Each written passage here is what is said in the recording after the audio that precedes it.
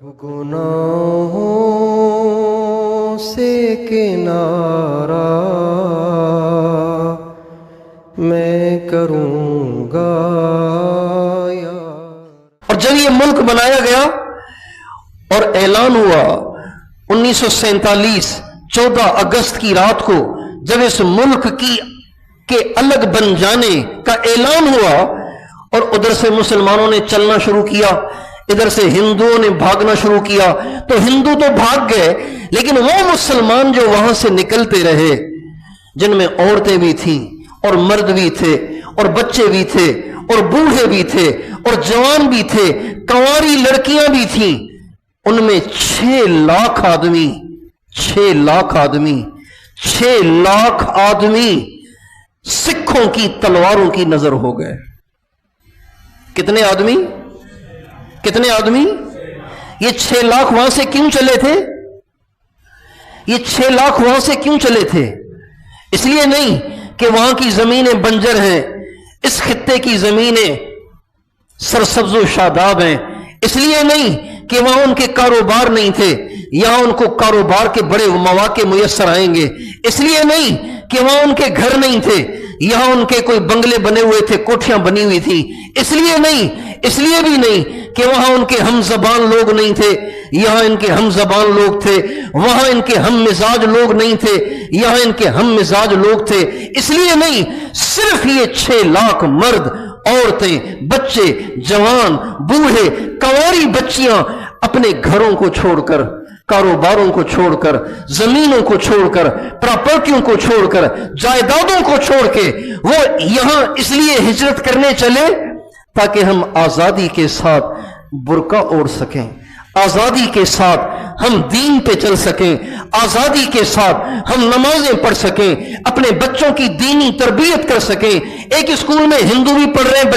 مسلمان کے بچے بھی پڑھ رہے ہیں، اب مسلمان اپنے مسلمان بچے کو دینی معاشرت سکھائے تو کیسے سکھائے؟ یہ ایک مسئلہ تھا۔ ایک اسکول میں 50 بچے ہندوؤں کے ہیں، 50 بچے مسلمانوں کے ہیں، مجھے بتائیے خالص طریقے کے ساتھ اسلامی معاشرت سکھائی جا سکتی تھی؟ بولیے، اسلامی طریقہ سکھایا جا سکتا تھا؟ ایک یونیورسٹی میں ہندوؤں کی لڑکیاں بھی پڑھ رہی ہیں، ہندوؤں کے اور مسلمانوں کی لڑکیاں بھی پڑھ رہی ہیں، مجھے بتائیے اس کالج میں، اس یونیورسٹی میں اماں فاطمہ اور اماں عائشہ اور اماں خدیجہ کا آئیڈیل کیسے پیش کیا جا سکتا تھا جبکہ آدھ ہندو ہیں؟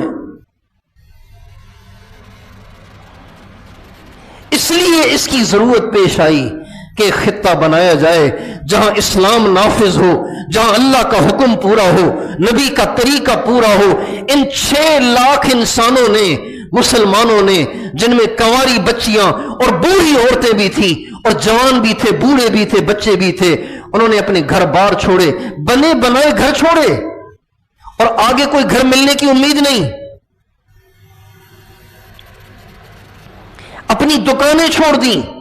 آگے کیا ہوگا، کہاں سے کمائیں گے، کیسے کھائیں گے، کوئی ان کا انتظام نہیں۔ یہ کوئی آسان ہے؟ یہ ہجرت کرنا آسان ہے؟ اس طرح ہجرت کرنا کہ آگے کے انتظامات پورے ہوں۔ لوگ یہاں سے جاتے ہیں نا باہر ملکوں میں، پہلے خود چلے جاتے ہیں، ویزے لیتے ہیں، خود چلے جاتے ہیں، 1 سال 2 سال 3 سال کماتے ہیں، پیسہ اکٹھا کرتے ہیں، جب ان کی رہائش کا انتظام ہو جاتا ہے، سارے زندگی گزارنے کے حوائج اور ان کی ضرورتیں پوری ہو جاتی ہیں، تو پھر بیوی کو بھی بلا لیتے ہیں، بچوں کو بھی بلا لیتے ہیں، مستقل وہاں سیٹل ہو جاتے ہیں۔ یہاں ایسے کچھ نہیں ہوا، راتوں رات انہوں نے کیا اٹھایا ہوگا؟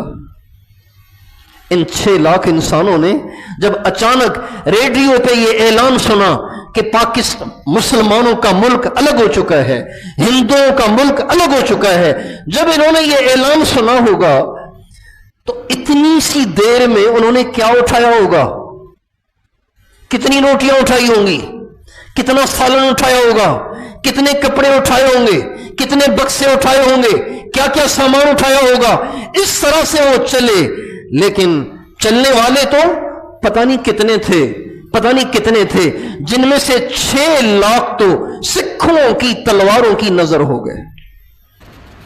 اور ایسی ہزاروں بچیاں، نوجوان، جب سکھ ان پہ لپکے ان کی عزتوں کو تار تار کرنے کے لیے، ان کی عزتیں لوٹنے کے لیے، انہوں نے اپنی عزت کو بچانے کے لیے کنووں میں چھلانگیں ماری، دریاؤں میں چھلانگیں ماری، جمنا اور گنگا میں چھلانگیں ماری، اور اپنی جانیں قربان کر دی صرف اپنی عزت کو بچانے۔ ایسی بھی ہزاروں،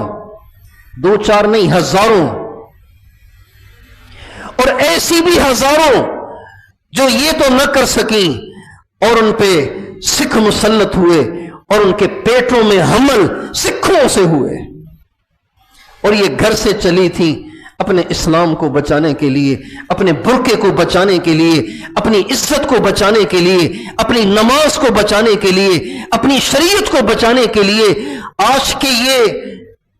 لڑکے اور لڑکیاں اور آج کے ان کے ساتھ ملے ہوئے یہ ہمارے عیاش اور بدماش ایم پی اور ایم این ایز جو باقاعدہ وہ